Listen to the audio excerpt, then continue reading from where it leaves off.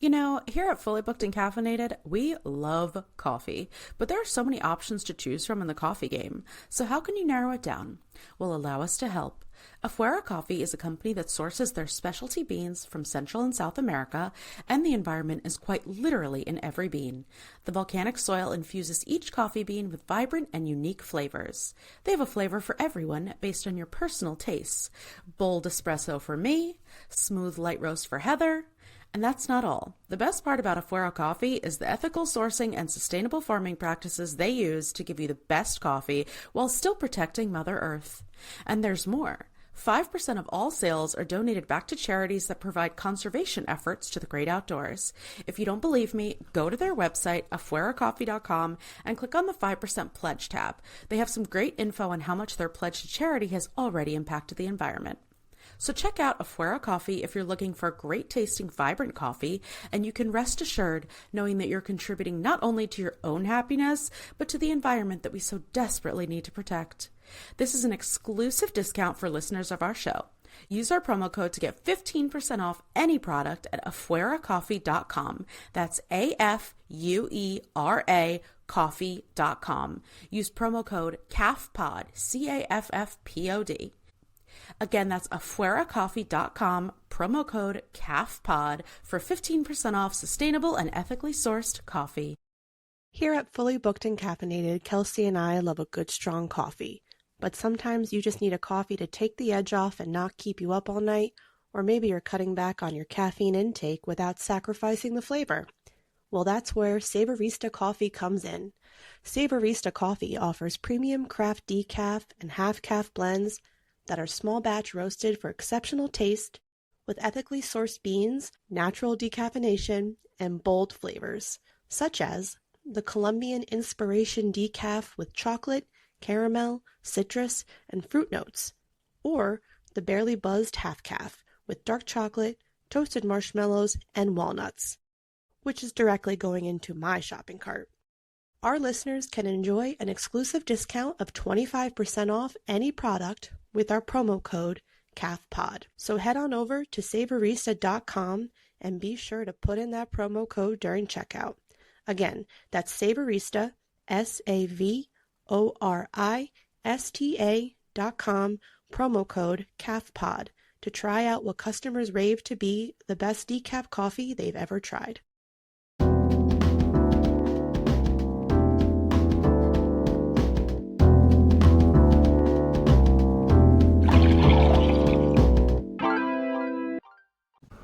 Hello, and welcome to your favorite bookish podcast, Fully Booked and Caffeinated. I'm Heather. And I'm Kelsey. And today is our book to film adaptation, and we are covering this was like a weird pick for me. I kind of went off course, and I was like, you know what? Let's do an animated film. So we are doing The Wild Robot, which came out in 2024. So it's a pretty newbie movie. Mm-hmm. So before we dive in, what is your caffeinated beverage of choice? Well, right now I have a Cherry Coke Zero. Love it, love it. But I have been making delicious coffees, and I've just been making them same as normal, but I feel like I'm mastering, perfecting, exactly how I like it. Like, just the right amount of flavoring, just the right amount of creamer. You know what I mean? And now I'm just like, oh, now I am a professional. Now with all you my could different be pods. A barista. Actually, it's so funny because in the past 2 weeks, I've made lattes for 2 of our friends when they were at my home. Oh, wonderful. Yeah. And I'm like, oh, would you like a latte? I'll whip one up. I would love a latte. So next time you come over to my house, I'll make you a nice latte. It could be 7 o'clock at night. I still would love a latte. Maybe I'll bring a latte to your house tomorrow. For you. Here you go. So I am a barista, and I would like to apply to replace Gall at his coffee shop. I mean, that's a fair thing to do. What are you drinking? I just have some water this evening.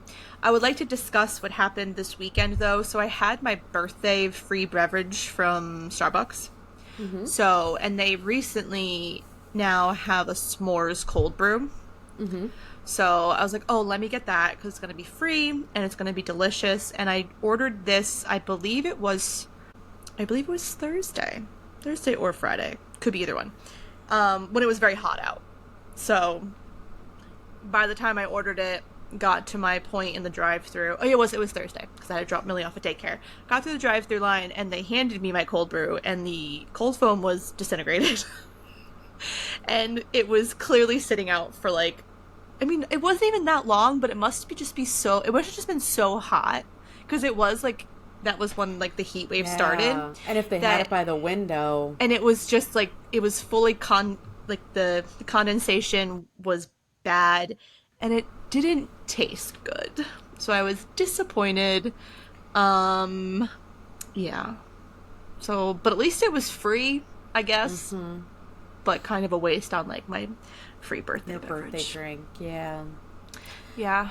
So. All right. Well, maybe we don't go and get iced coffees when it's 108 degrees. No, but despite how refreshing it would be if it was cold.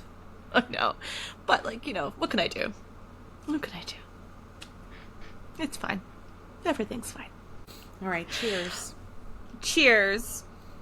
Okay, so The Wild Robot, it is directed by Chris Sanders, who actually also did the screenplay and directed Lilo and Stitch and How to Train Your Dragon.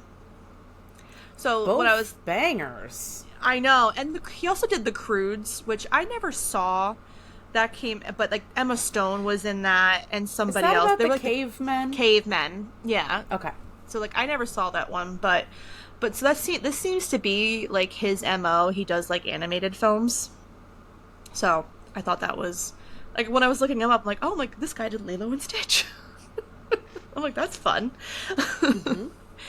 And so it came out in 2024. It's based on the 2016 Peter Brown children's book. And it was announced last year because he has there's like multiple books in the series. So there is going to be a sequel. Okay. Chris Sanders is not directing it, but he's doing the screenplay. Okay. Oh, I wonder why he's not directing it. Yeah, I don't know. But I'm happy to see that they're going to like continue it because there are like multiple books in the series. So that'll be nice. It's got a pretty star-studded cast. So it has Lupita Nyong'o, Pedro Pascal, Mark Hamill, Kit O'Connor, and Catherine O'Hara. I was shocked at all this. I know. Like, to like name a few, there were a couple other like fun names that were in it. And it also had 97% on Rotten Tomatoes. So I knew going in, I was like, all right, this is going to be good. Is it going to emotionally destroy me? Of course it is. Why wouldn't it? It's why I chose it. I just remember seeing a lot about this movie, and then I never like watched it. And I think what I did is I might have even just like Googled, and I was like, what are movies on Peacock that are like based on books? Mm-hmm. I think like that's what popped up. But I never even heard of this one until you told me about it. Yeah.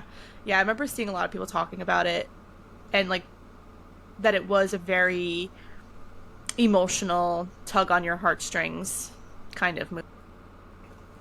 Sign me up. Say less. You know I love it. And I have to say that I really liked the animation in the film. Like, it's not the typical animation that I feel like we see. It almost feels like it's more like hand-drawn, if that makes sense. Like, I feel like you can see like the lines of like the characters and stuff like that. And like I just really, really... Yeah, I was shocked by that too. Even in like the opening scene, when you get close-ups of some of the animals, I was like, oh, this is not what I would expect from an animated animal movie. You know what I mean? Mm-hmm. Yeah, I really enjoyed it. So before we dive into the discussion about the movie and what happens, shall we take an ad break? Let's do it. Here on Fully Booked and Caffeinated, we're constantly on the go. but sometimes we just need to unwind and relax with a good book. Enter Good Feels THC infused seltzers. Good Feels is committed to redefining the way you relax.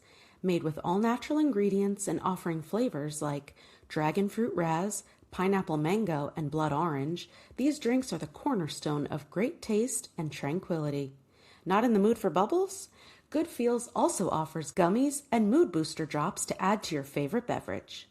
Whether you're looking to unwind after a long day, enjoy a night in with friends, or just need a little something to take the edge off, Good Feels Cannabis Seltzers are perfect for any occasion. And we've got an exclusive promo code for listeners of the pod. Go to shop.getgoodfeels.com and use promo code CAFPOD for 20% off, 21 and over only. Again, that's shop.getgoodfeels.com, promo code CAFFPOD. Try it out and let us know your favorite time to unwind with a Good Feels Cannabis Seltzer. You know when you have that midday crash and need something quick to perk you up? Well, enter Quantum Squares. Quantum Squares is an energy bar that is redefining the typical energy snacks by offering a scientifically formulated recipe with 100 milligrams of organic caffeine, which is the equivalent to an 8-ounce coffee, for long-lasting, stable energy. These bars deliver balanced nutrition by featuring 10 grams of plant protein, healthy fats, and complex carbohydrates with flavors such as peanut butter, dark chocolate, and dark chocolate pink Himalayan salt. And for all our food ingredients sensitive listeners, Quantum Squares are certified gluten-free, non-GMO, plant-based, kosher, vegan, dairy-free, and soy-free, with no artificial additives or sugar alcohols. If these energy bars sound like something for you, we have an exclusive 25% discount off any product for our listeners with the promo code CAFPOD. So head on over to quantumsquares.com to shop their delicious products and use our exclusive discount. Again, that's Quantum Squares, QUANTUMSQUARES.com, promo code CAFPOD. Now we're really back. So the film opens up with the result of a crash from a storm that causes a Universal Dynamics cargo ship to lose 6 Rosum robots that have washed up on an uninhabited island. And only Unit 7134 survives and is accidentally activated by the wildlife. The robot eventually goes by Roz. I forget how this happens, but we're going to call her Roz from here on out, so I don't have to call her Rosum Unit 7134.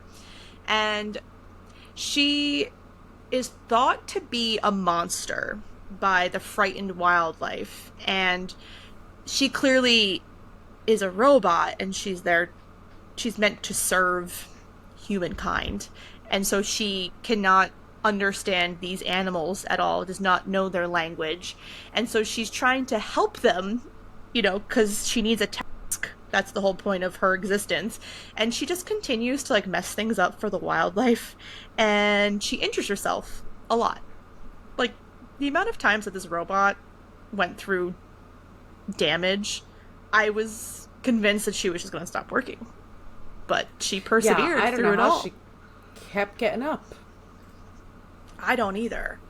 And once she was unable to find anyone in need of her services because she is there to help, no task is unachievable.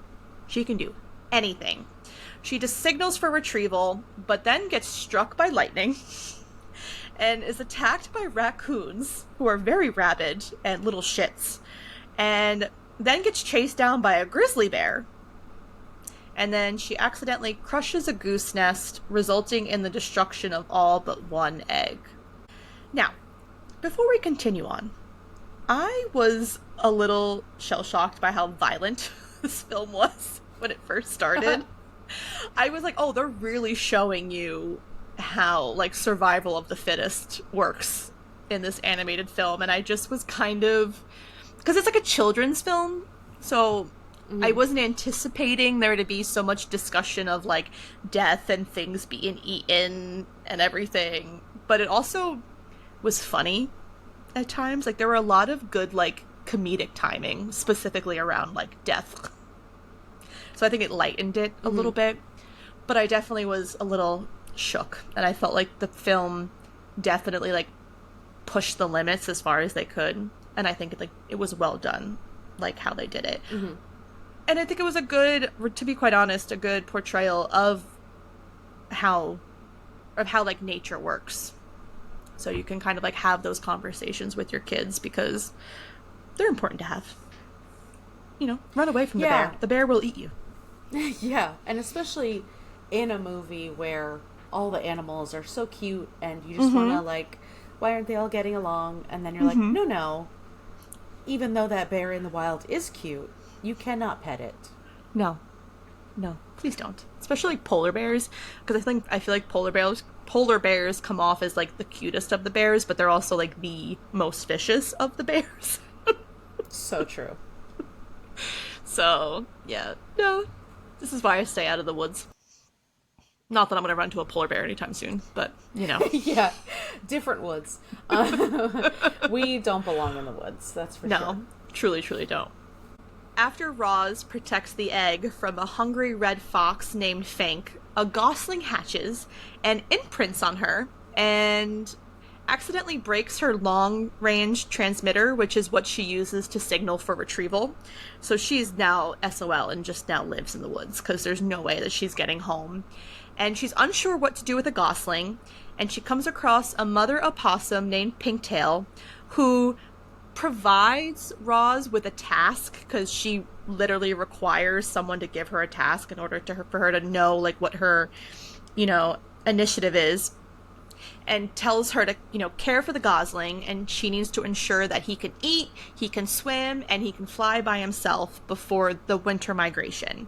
So now Roz has her task, and she is ready to make sure that this gosling succeeds. And Fink, being the sly fox that he is, he's the literal epitome of what a fox is, discovers that he can benefit from Roz, who builds a shelter, finds food, etc.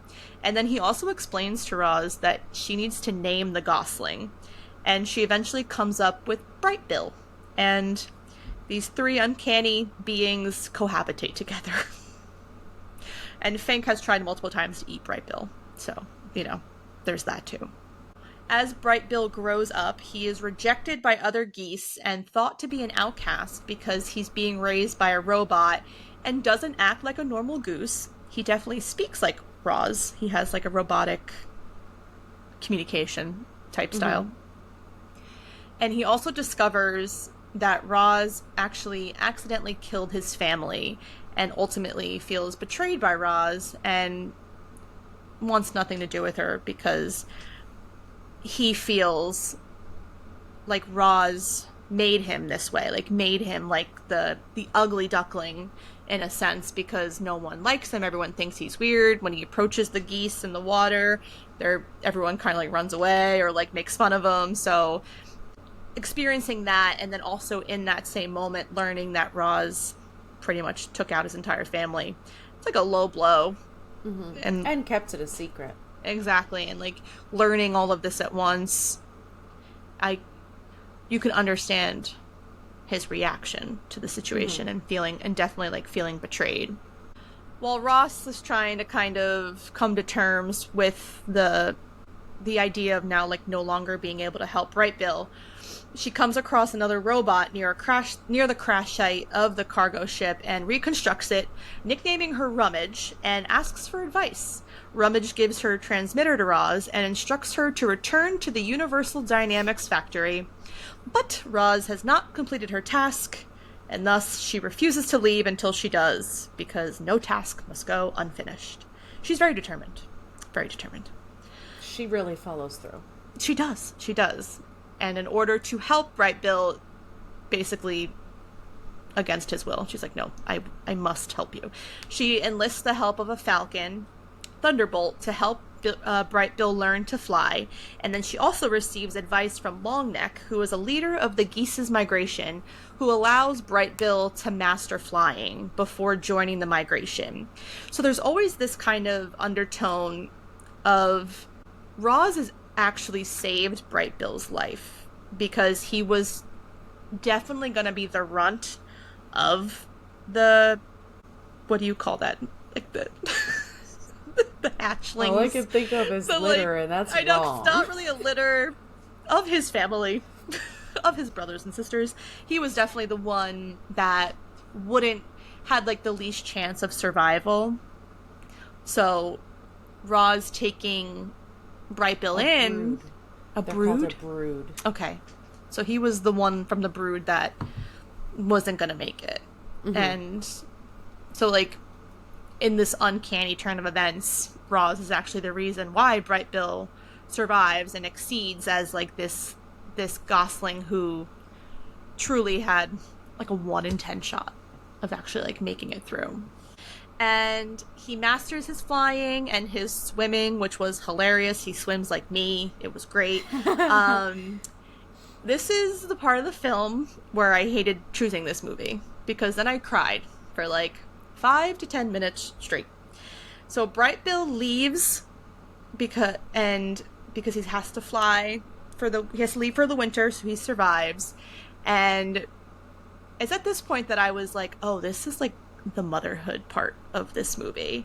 And I understood now why, when I was looking up the movie, there were a lot of, it's almost like this movie is kind of the equivalent of Bluey, where parents love it just as much, if not more, than the children, because this movie has themes that resonate with like the parents, not just the children.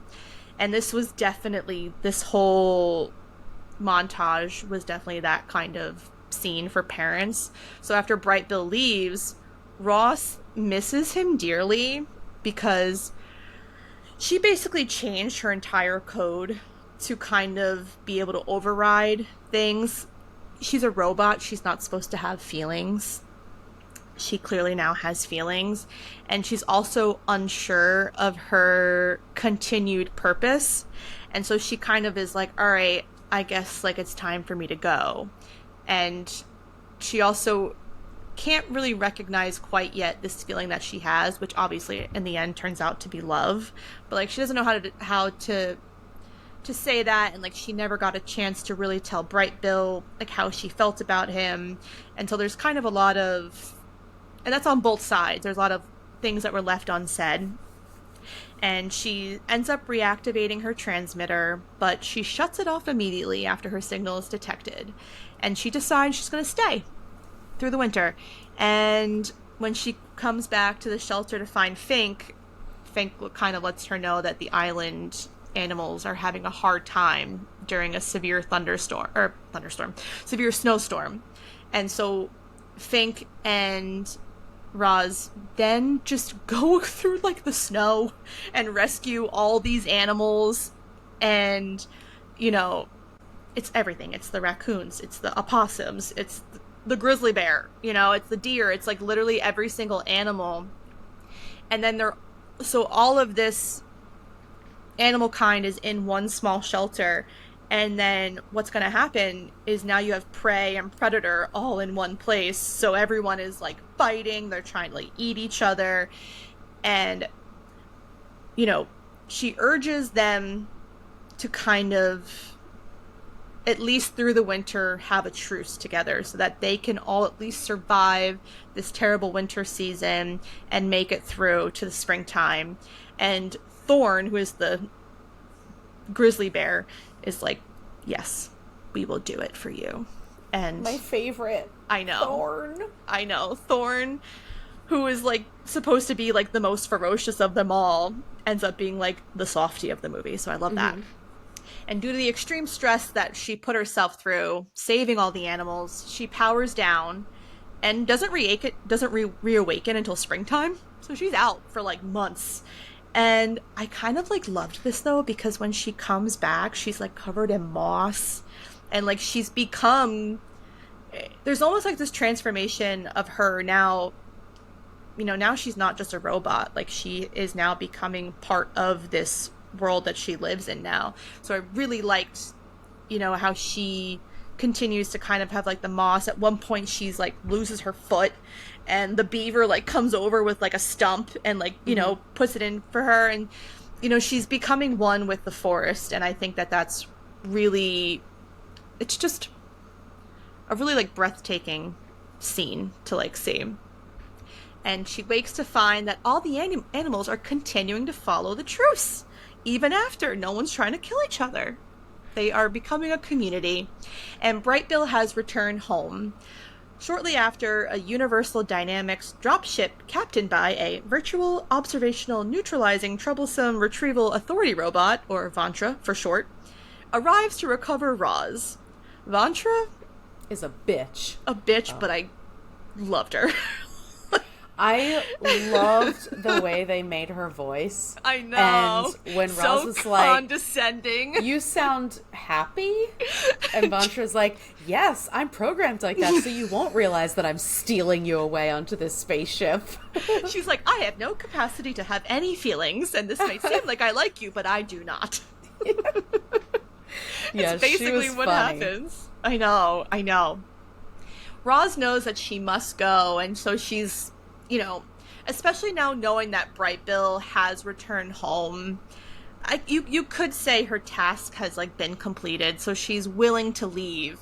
But at hearing Fink calling for her, she flees to go with him and is then pursued by, like, recon robots. So, well, also, there was that part when Brightbill first leaves and she asks Fink, like, "How do you know if you love someone? Yes. Or should you tell them?" And blah, blah. And she's like, "What if it's too late to tell them?" So she never does have that conversation with Brightbill. And then that's the thing that ultimately pulls her off the ship when Fink is like, "Brightbill wants to talk to you." I know. And the recon robots were insane. They're Very like scary. Optimus Prime. Literally. But then all the animals band together to fight off the robots. But Vantra will not be deterred, because she has a job to do, and she's also a robot and has to complete her task. And so she detonates the damaged robots to incapacitate and capture Roz, and then starts a forest fire in the process of a really pretty pink fire, which was, like, crazy. And Roz is shut down by Vantra, and at this point, we're like, all right, this is it. This is all the terrible things that are happening. Brightbill rushes in to save her as the other animals distinguish the fire. And Brightbill is devastated to see that Roz is in, like, a shutdown state.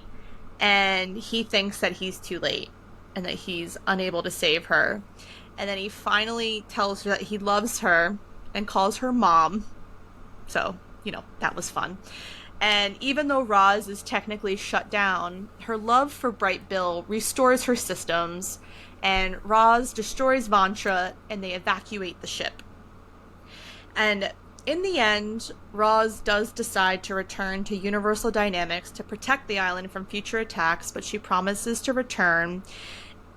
But Brightbill is afraid that Roz is not going to remember him.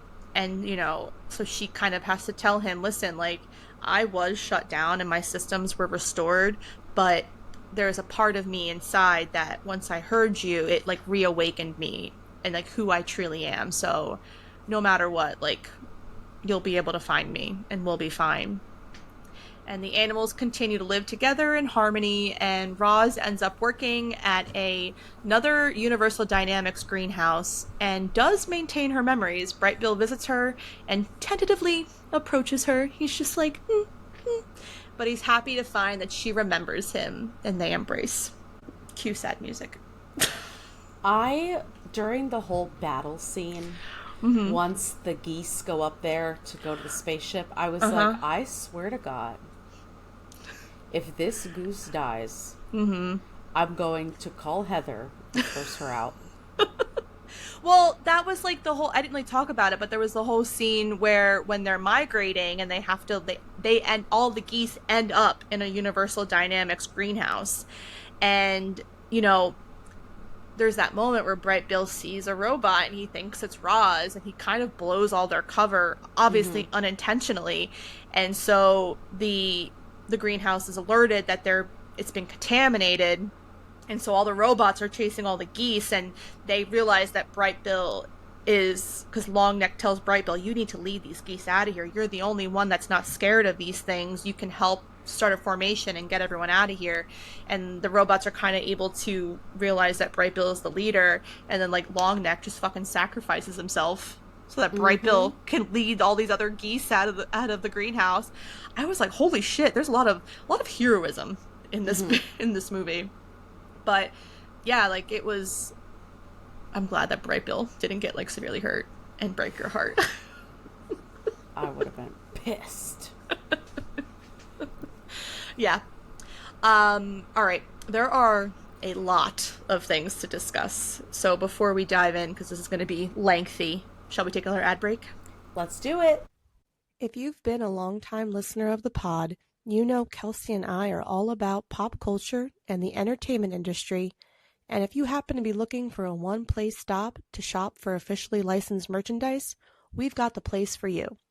Old Glory is the ultimate destination to shop, offering over 300,000 items for music, sports, entertainment, and pop culture fans. This family-owned superstore has provided high-quality clothing and accessories since 1969, featuring the world's most iconic bands, sports teams, fan-favorite apparel, and quirky gifts, which means there's truly something for everyone. With free standard shipping and same-day order processing, Old Glory delivers fast and reliable service with every purchase. So whether you are shopping for yourself or looking for that perfect gift, Old Glory is your one-stop shop for iconic, high-quality merch, and our lucky listeners will receive an exclusive 15% off any product with the promo code CAFPOD. So head on over to oldglory.com to begin shopping their wide range of high-quality merchandise and get that exclusive discount. Again, that's Old Glory, OLDGLORY.com, promo code CAFPOD. If you're a listener of the pod, you know that Heather and I are booked and busy.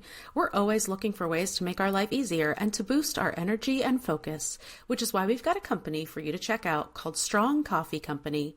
Their instant coffee and latte options not only provide a quick route to your delicious morning coffee, their blends are also infused with 15 grams of grass-fed protein, 5 grams of MCTs, 250 milligrams of adaptogens such as ashwagandha and theanine. If you're like, what the heck does all that mean? It means you'll be getting much better sleep, more mental clarity, and no jitters or crashes. Better sleep means more productivity and more energy to do things you love, like read and listen to this podcast. So if you're committed to being your best, healthiest self without giving up your daily cup of coffee, check out Strong Coffee Company. We've got an exclusive discount for you only for listeners of our show. Head to strongcoffeecompany.com and use promo code CAFPOD to get 20% off any product. This is the highest discount Strong Coffee offers, so make sure to use this code ASAP and let us know what you think. Again, that's strongcoffeecompany.com and use promo code CAFPOD. All right, we're back. Hello. Let's talk about climate change, huh? Let's start out with a light topic, eh? So, even watching this, there were so many parts that shouted climate change to me. And I was like kind of looking into it a little bit, and there actually is a reference to climate change in a sequence of the film where it's depicting a futuristic San Francisco with like a partially submerged Golden Gate Bridge. And I think that was during the video when she finds the broken robot and like regenerates it, and they show like the film. And I also was kind of flagged by like the greenhouses, because clearly the greenhouses were growing like fruit. There was like oranges, and the fact that like when the geese were in there, it was considered like contamination. So clearly the robots were doing these greenhouses to create substance and like food for everything. So I can only imagine like what the world looks like in this time frame. And it turns out that also the film's environmental themes were actually showcased at Climate Week NYC 2024, where it received a special screening at the inaugural Climate Film Festival. So this film actually had like a prominent space in like the climate change part of film and everything. So I'm glad that like that was something that I'm sure you caught on and I caught on, and then like looking into it and discovering that this animated children's film like was part of like a climate change festival. I thought that was really, really cool and like progressive. I didn't even think about the greenhouses until you just said it, but yes, the fact that they were so protected and so organized, and like the way that it was an operation and not just farming some trees, and obviously that huge storm and the animals, the way that they would normally behave and the way that they would normally be able to get through the winter and, you know, just keep on trucking to another spring. It was so bad that all of those animals were in danger.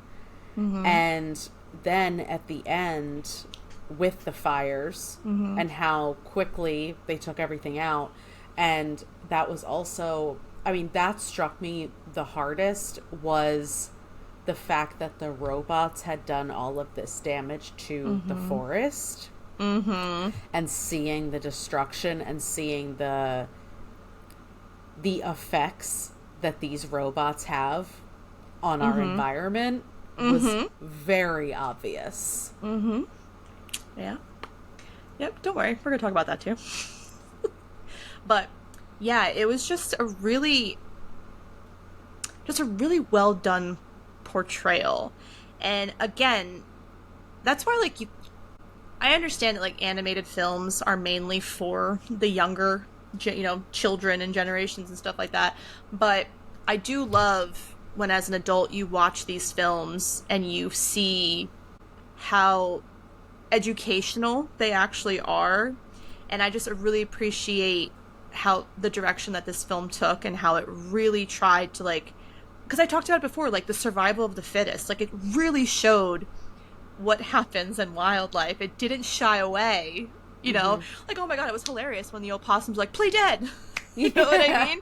And then at one point, you know, she thought one of her kids died. She's like, yeah, I'm a mom of 7. And then you hear like, ah, and then she's like, 6. And she's not fazed by it, because that's just what nature does.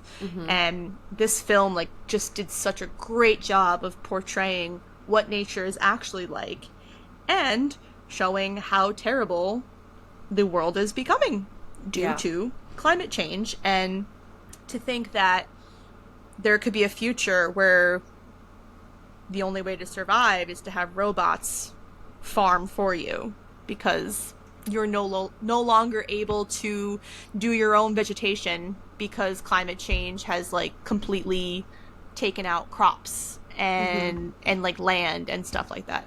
I think to your point of the adult, because like, okay, all kids movies, they are making them for the adults too, because these kids aren't taking themselves to the movies and stuff. But it can go either way. It can go the way of where they have the dirty jokes that go over the kids' heads and are for the adults, my favorite kind. Or it can be in ways like this where, you know, obviously kids are just seeing all these adorable animals and this robot bonding with them, and we as adults who are seeing the effects on our world are seeing very obviously all of the messages on climate change. So I think that that's it's an unnecessary route to go, but it's really important. Like, you know what I mean? Like, you don't have to be talking about these huge issues in kids' movies, but the fact that you are is really important. I know. Like, and I like almost appreciate it more, because it's kind of, because unfortunately, you know, the next generation and generations to come, they're going to have a battle with what the world is becoming. Ironically, especially due to AI and robotics, like that's gonna make it even worse. And so, you know, I mean, this movie was made in 24. I'm sure it was created in like 22, 23. I don't know that they knew that it was going to be this bad already 2 years later. and like how relatable this movie already is, you know, especially with like the data centers, you know, and stuff like that. So I was just kind of a little blown away by that, but like in a good way. Yeah. Yeah, I think it also shows the complexity of that technology also of the robots, because in some ways it shows the positives of how Roz was so adaptable and so and she learned so quickly, and she was able to adapt to the environment around her and learn new things, and she was constantly updating. She learned their language, she learned their mannerisms, she would mimic the way they would move, all of these things, and that's amazing how quickly she was able to adapt. But then on the other hand, then you see the destruction, then you see the lack of humanity when she is just carrying out a task and not understanding that her carrying out her task could be hurting, like when she's trying to help, you know, trying to help the other animals, or even when she's like, she tries to run away from the little baby goose, and then she's like, what, you need shelter or something? She puts like a little log on his head, and she's like, okay, bye, like, I fixed it, leave me alone. And also like when she like takes all like the beavers like wood, and he's like, what the actual fuck, lady? And he said, you stole my design. She built a dam. Yeah. But yeah, so she's adapting so much, but because she's not able to understand the repercussions of her actions, she's not realizing that just because she learned how to do something, that it's then disrupting the ecosystem around her. Yeah.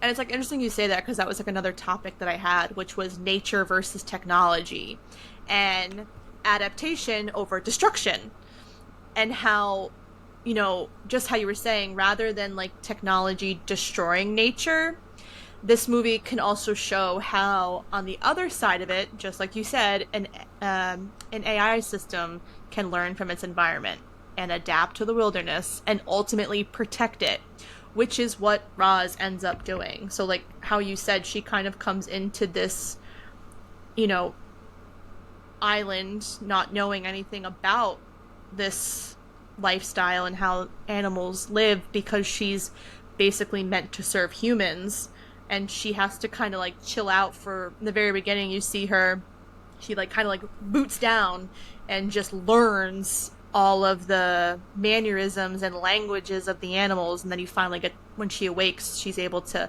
understand them, she's able to speak with them, and from that point forth, she still tries to find a task and can't find one. And then she comes across Brightbill because she kills his family, but you know, whatever. And then so it is seeing her being what an actual robot is to what she becomes at the end of the movie is obviously very, very clearly a beautiful journey, and showing that you can adapt to whatever situation you're put in, and you can adapt in a way that is positive. It doesn't have to be like negative. Like she's able to, you know, because like another big theme of this movie is like the power of empathy, and how, you know, there's a narrative that being kind, helping others, and relying on community instead of like this being an individual and only going by what you know, it's actually the ultimate way to survive the wild. And what if humans were kind and helped others and relied on the community instead of being assholes? Yes, and I have thoughts on that, but rewind for a second, because I feel like, to your point of that Roz does adapt and she does change by the end of the movie, I think that her change is completely disproving all of her robotness. It's completely illustrating that we don't need robots because they're not supposed to have empathy. The reasons that Roz ends up being a hero, ends up doing all these good things, we end up loving her, is because of her human side, because of her empathy, because of her love, because of all of these things that robots will never be able to learn. They might be able to fake it, they might be able to mimic it, but everything about her that was celebrated in the movie is everything that was going against her robot nature, and that the Universal Dynamics wanted to put a stop to immediately. And I think that, to your point of like, what was it, adaptation versus... Adaptation over destruction. Okay, yes. So I feel like this is why such a big part of the population thinks that all this AI and all these robots are this amazing thing, right? Because we're being sold this dream of, look at all the things they can do. Look at the ways that they can adapt. Look at the ways that they can learn. Look at the ways that they can harvest our food when we can't, that we can grow these simulated trees and not have to, have physical labor to do these things. And people, and you're not looking at all of the horrible things that are doing, like the water that's being used, the harm to our environment, all of this stuff. And because there are people who don't believe in those things and don't believe in climate change and don't want to admit that it's real, of course they're only going to see the positive parts of these fucking robots. Exactly. And that's why it's like so interesting that this movie, and even like the book, obviously, because the guy created it, it shows what happens when something that shouldn't have the capacity to feel real emotion and show compassion, what it shows what happens when it does learn that, and it's able to prove its worth more than just doing it because there's a task at hand. Because like Roz is technically is completing tasks, but she's going above and beyond. She's doing it because she wants to.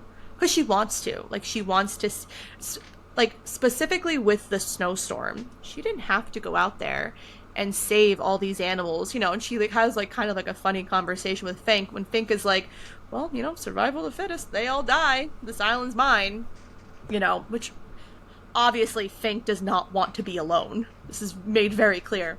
But, and she kind of like has to like put him in his place a little bit. It was like, is that really what you want? Like, do you, just because like that's what you're supposed to do? Like, you're supposed to be like a lone wolf, but like in a fox sense, like, yeah. And he's like, no, you're right. And, they kind of just go out and they save all these animals. And in doing that, she's also teaching the animals, to value their differences and to accept each other.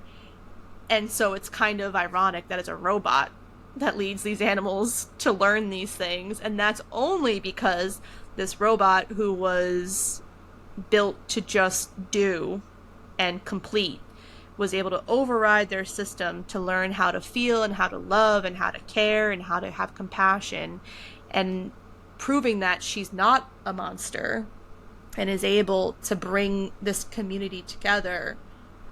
It's just like this beautiful trajectory, and showing what happens in a world when you actually do come together and are able to work together and not against each other.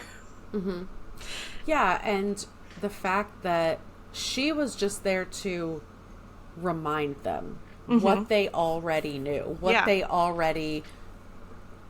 was already obvious as the solution. And the fact that she just reminded them, and then she went and napped for the whole winter, and she woke up and they had to tap into their own natures to realize that they knew what they were supposed to do. You know what I mean? And I feel like so many people, right, who use robots or AI or chat or whatever as like this stand-in for friendship or for an emotional connection or all of this. It's like, because that robot is pointing out in you qualities that you are supposed to have as a human being. Maybe you have forgotten them. Maybe you are, not as open with other people. Maybe it's harder for you to be around other people, whatever. But the fact is, that robot isn't teaching you how to be a person. That robot isn't teaching you to have a relationship. No. They're just giving you the freedom to discover that in yourself. Exactly. Wow. But I still hate it. But you know what I'm saying. Hate it too.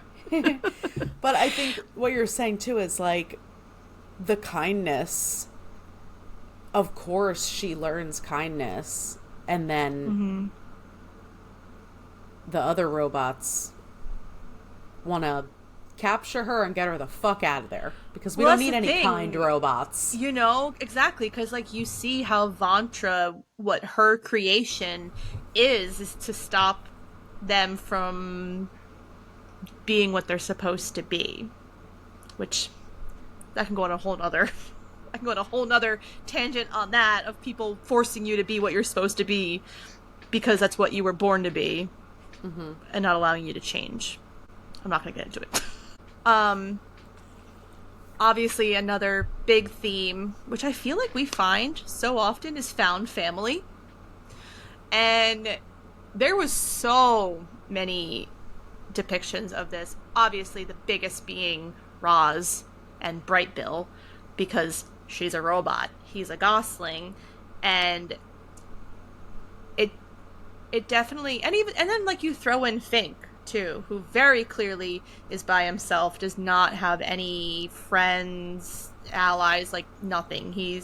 And then, you know, and he pretends he's okay with that. Exactly. Like he definitely like makes throwaway comments like, oh yeah, like, you know, blah blah blah, and you know, I'm totally fine, wink wink, nudge nudge.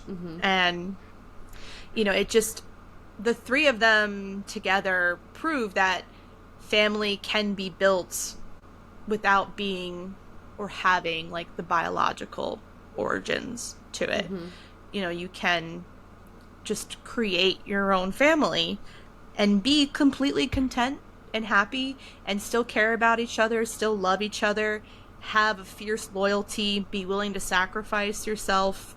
You know, it just really proves that if you feel not accepted by what you were born into, that's not all that's out there. Right. You can look outside of that and find your community and where you feel that you belong, and be just as happy, if not obviously more, than what you were born into. Yeah, and I think that a lot of people are so held back by thinking that biological family or genetic family is better or more important, especially people who are like adopted or find out that they're adopted later and then start to question their relationships with their family and all this stuff.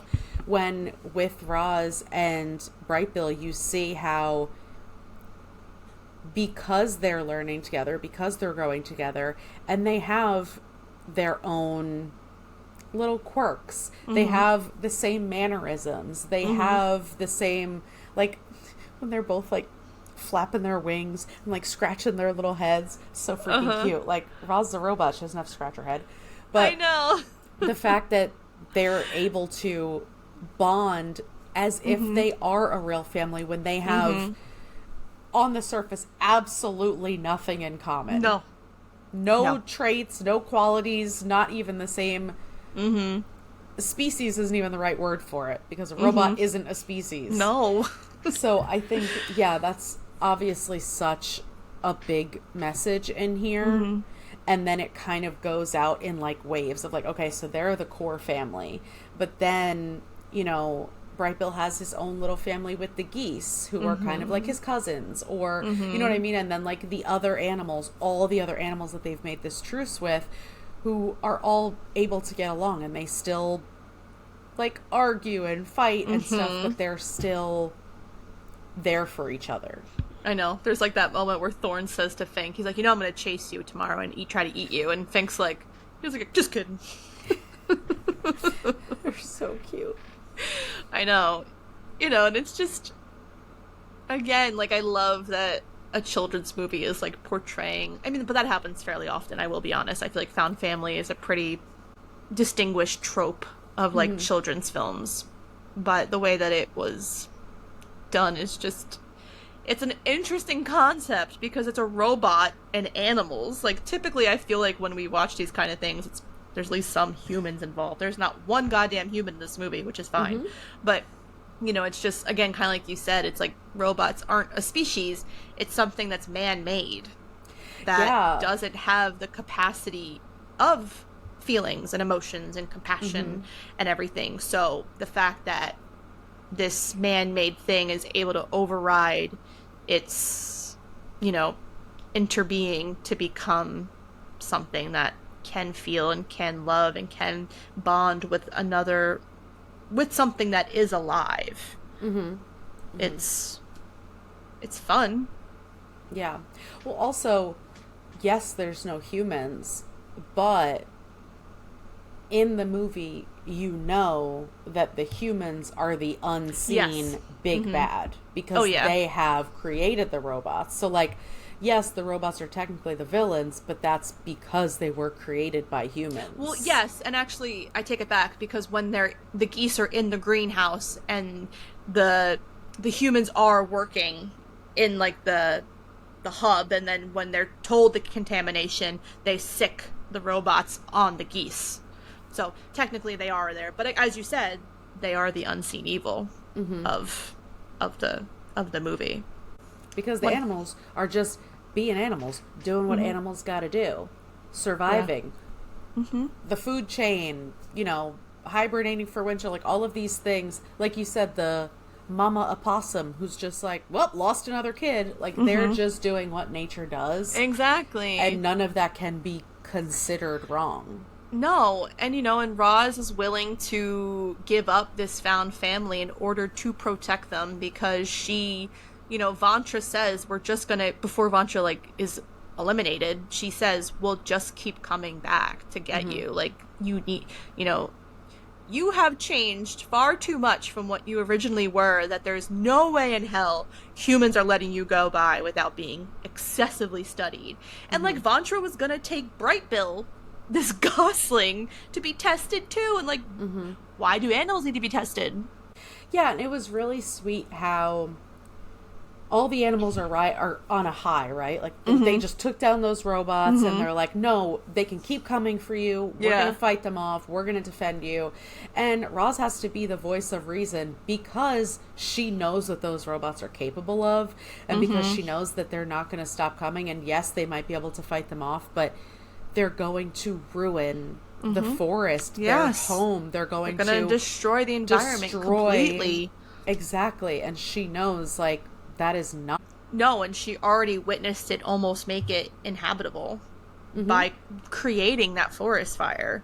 And if they weren't able to, if the animals weren't able to come together and create, knock over that tree and get the water to, like, fully extinguish it, like, who knows? I mean, we've seen what happens with forest fires and how quickly they can take over and be very impossible to stop. So she's unwilling to let that happen again, which again just shows her compassion. Anyways, let's discuss my favorite theme of the movie, the one that hit me the hardest, which is motherhood.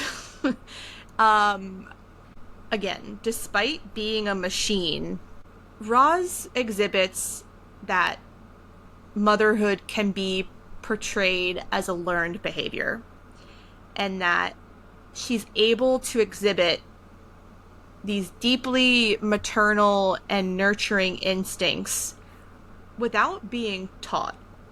And I think that that's actually the epitome of what motherhood is. I've said this before. You're not given a manual on how to raise a kid. You're in a hospital for 2 days, and then they're like, here you go, put this thing in your car and drive it home. And then you're leaving the hospital and you're like, what the fuck am I doing? Like, how do I keep, it's like when you get a pet, you have to keep it alive, and you basically are teaching yourself how to keep something alive. And so we're witnessing this robot adapting and learning how to raise something that's not the same as itself, and learning the ropes and slowly understanding. There's that, one of my favorite moments too is when, like, Pinktail, the opossum, kind of like has to push her along, and she says, like, you just learn, like, you just gotta, like, roll with it, and, like, you'll figure it out. And it's just like it's the way that it's done is just, it's portrayed really, really well. And obviously, like, the relationship between Roz and Brightbill is a special one. And again, it shows that, like, kind of like what you said, you could be adopted, you know, and it's just anyone can love you enough to be like your mother. You know, you're able to, and even like someone like Roz, who never expected to be a mother, clearly she's not meant to be a mother, she's able to look inside of herself though and find like those instincts to raise something that's not her own. You know, it's the same like with you.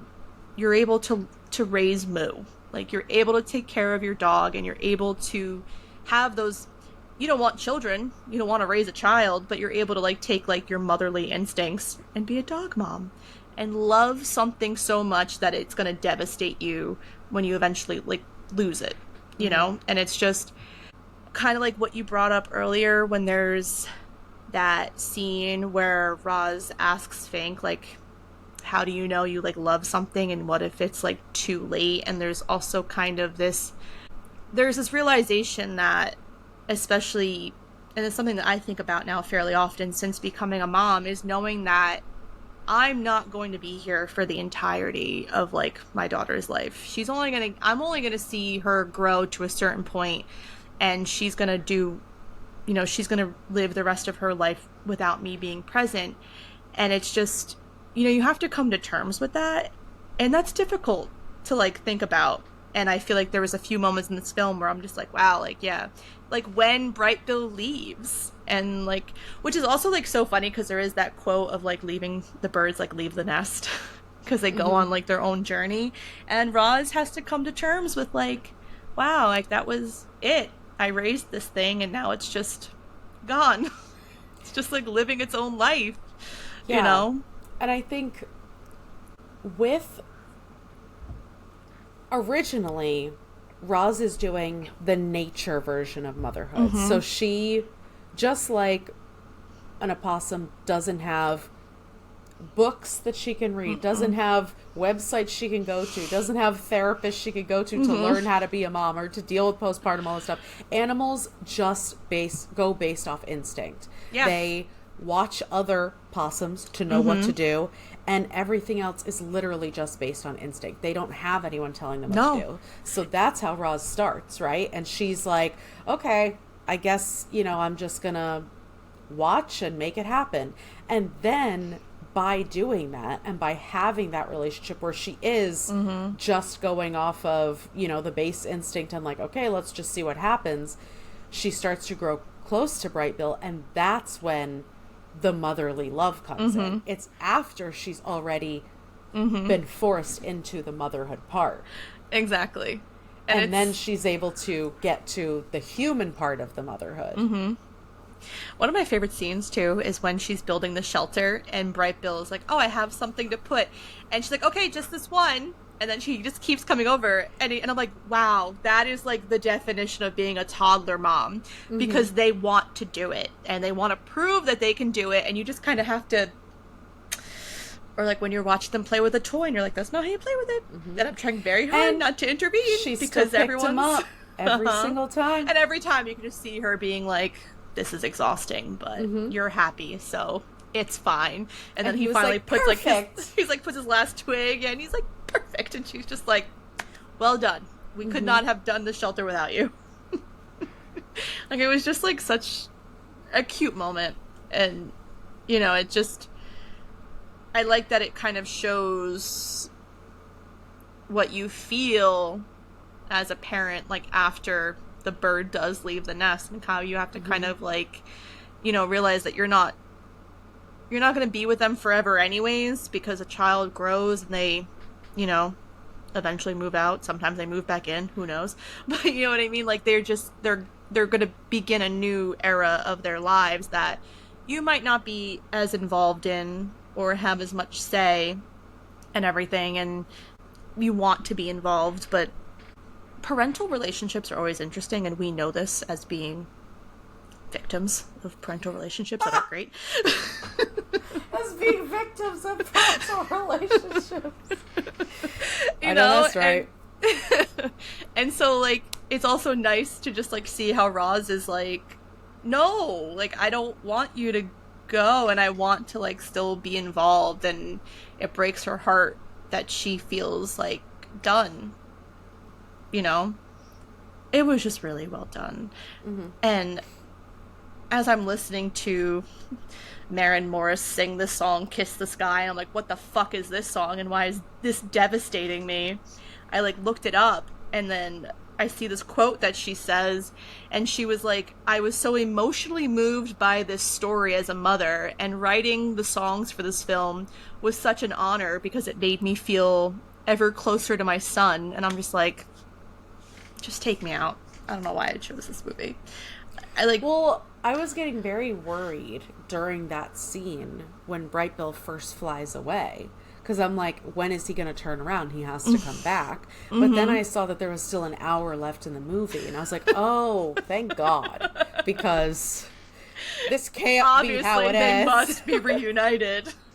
But not just in a simple way of him flying on back. Like, it's like, there's still a whole hour. No, and like, because of Roz's relationship with Brightbill specifically, it's what kind of forces her to become adaptable to her new surroundings and learn how to be empathetic and compassionate and realize that, you know, the list of traits that go, because like we were talking about before, that exact scene where, you know, Brightbill wants to put the little twigs up one by one. Yeah. She's learning patience. Robots don't know patience. No. The entire point of a robot is to get things done as quickly and efficiently as possible. Yes. So, yes, there's the obvious things like love and kindness, but in reality, everything that Roz is learning goes against her nature, goes against what a robot is supposed to do.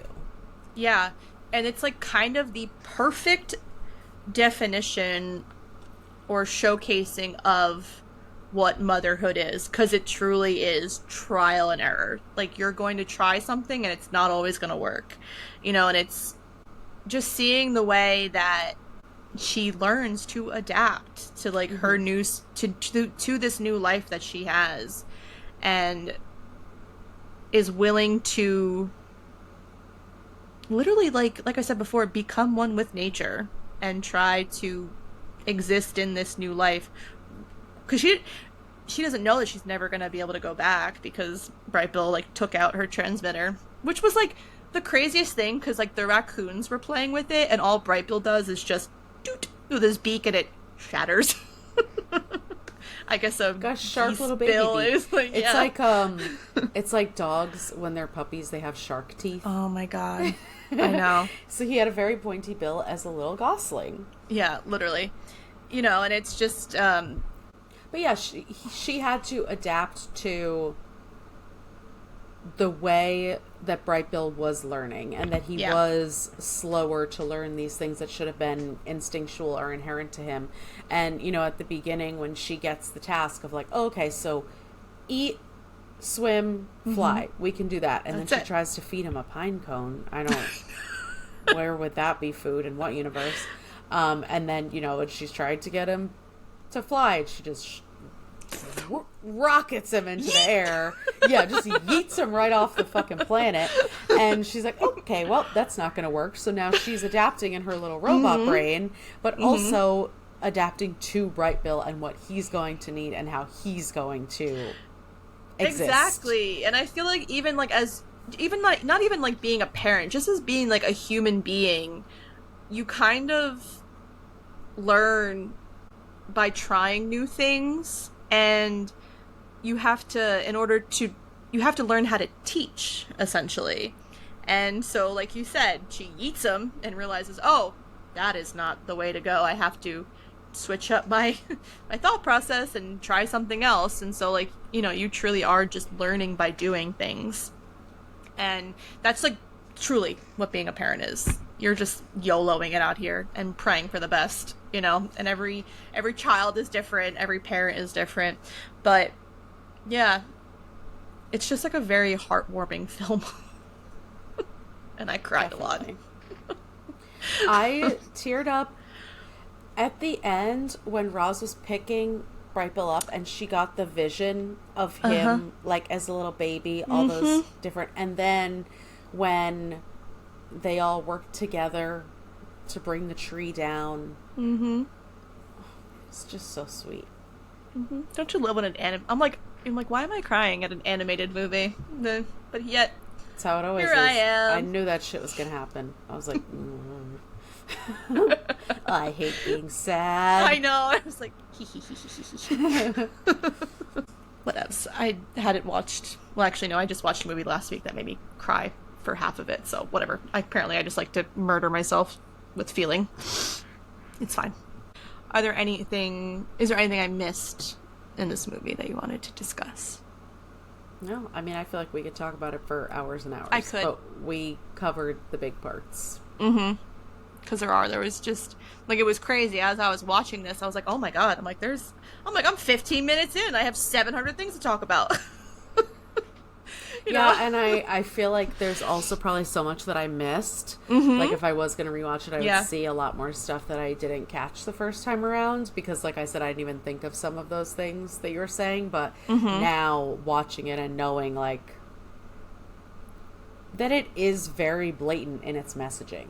Which I appreciate. Yeah, and now I'm, like, looking forward to the fact that there's going to be a sequel, and I'm interested to see, like, how, like, the story continues on. Yeah, are they all robots? Robot books? Are they all I think so. Roz? Yeah, I think they're based on, like, the robots.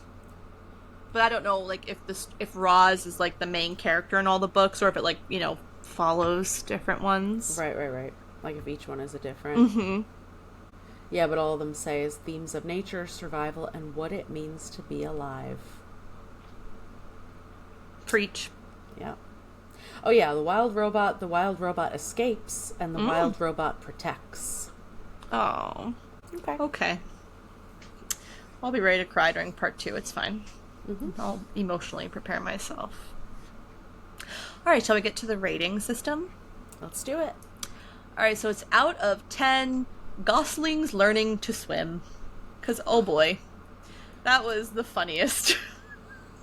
Just, like, flip-flopping around, drowning, coming back up for air. And it's so like, funny. Use your legs. And I he's, know. like, flapping.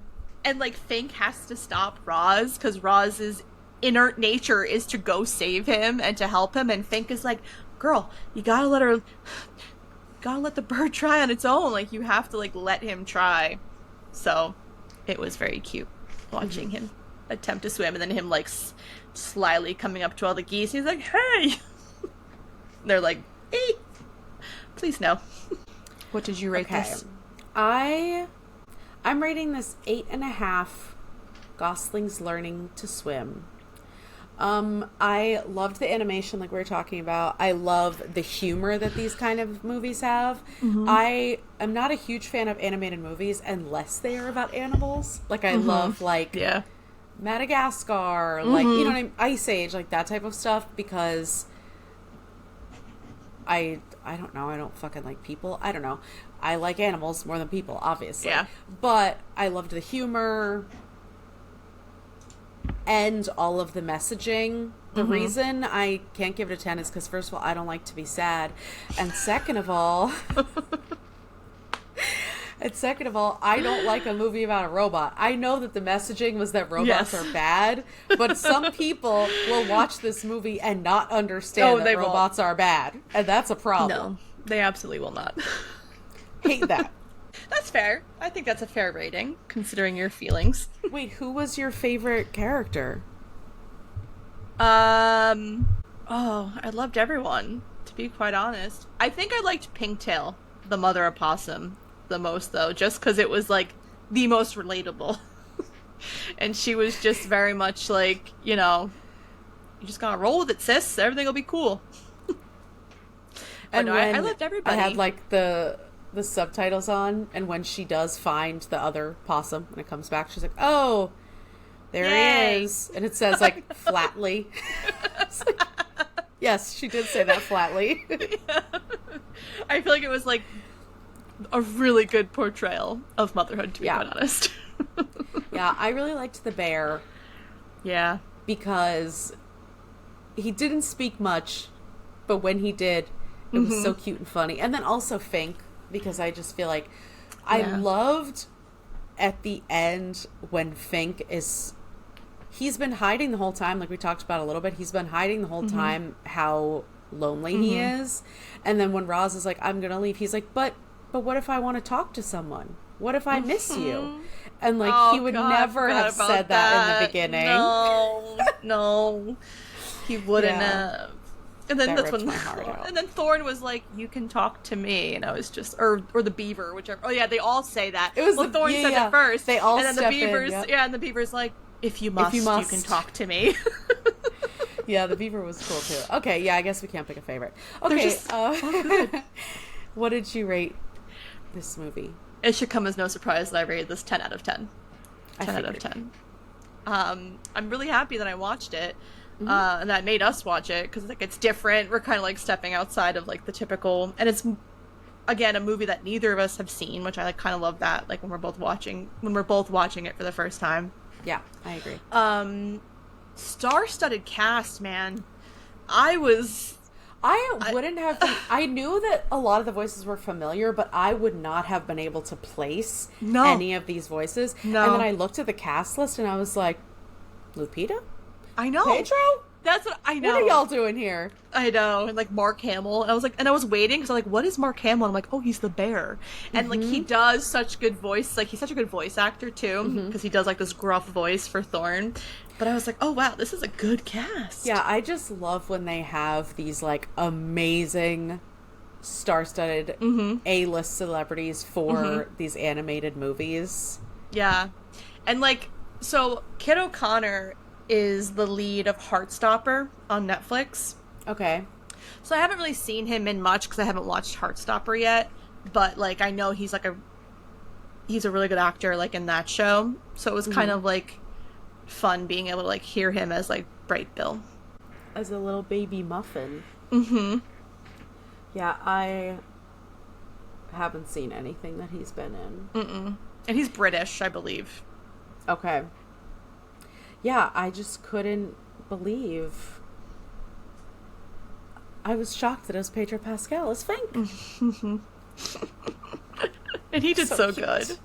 Yeah, his was. I think that he was like probably the best, like, voice actor of it. Like he did such a good job. I loved that Fink was just like a little puppy. Like when they laid out that little cushion for him to lay on, and he's like burrowing in it and like scratching his back, and I'm like, that's what Mui looks like when she's like in her bed ready to go. You know what I mean? Like they just. I love when the animation really captures the movement, the behaviors, the mannerisms. Like, it's just... Animation has come such a long way. You know what I mean? It has. And it's, like, also, I think the biggest... I mean, you could tell from the start that, like, Fink was pretending to be something he's not. But, like, the biggest giveaway is when they fall asleep in the shelter and, like, you know, Brightbill comes up to Roz and she falls asleep, and then Fink ends up like coming over and him like, you know, burying himself under Roz, and I was like, yeah, you're not fooling anybody, Fink. We know what you're about. But yeah, so it was very good, and I'm excited they're making a sequel, and I eventually want to make Millie watch this. Yeah, I was gonna say she might be getting this book for when she's ready to read it. Oh, that would be great. I know, because like this obviously came out in 2016, so not for us. Yeah. Not quite. I know, I'm actually interested to see, like, what kind of series there are now. Because, like, obviously for us, it was, like, the Babysitter's Club and Sweet High, whatever the heck it was called. Sweet Valley High. Sweet Valley High, and, like, Gossip Girl. Fear Street. Yeah. Like, there's so many, like, new things that like I get to discover like through Millie, and I'm excited about that. Yeah, but then I also get shocked like when we go to like Barnes and Noble and stuff, and when, you know, we go to the kids section, and there's so many books that I read that are still being sold, like Junie B. Jones or Captain Underpants. And like I read those when I was younger. Yeah. So it is nice cool to know some that they're of these still holding up. Yeah. Oh man, what a journey it's gonna be. Can't wait. All right, that is all we have for you today. If you like what you heard, please make sure to follow, subscribe, and rate and review the podcast on whatever platform you listen to us on. If you have any book recommendations or questions for us, you can email us at fullybookedcafpod@gmail.com. Also, be sure to follow us on TikTok and Instagram at fullybookedcafpod to see our upcoming reads. Thanks for checking us out, and remember, if you need us, we're fully booked. Bye. bye!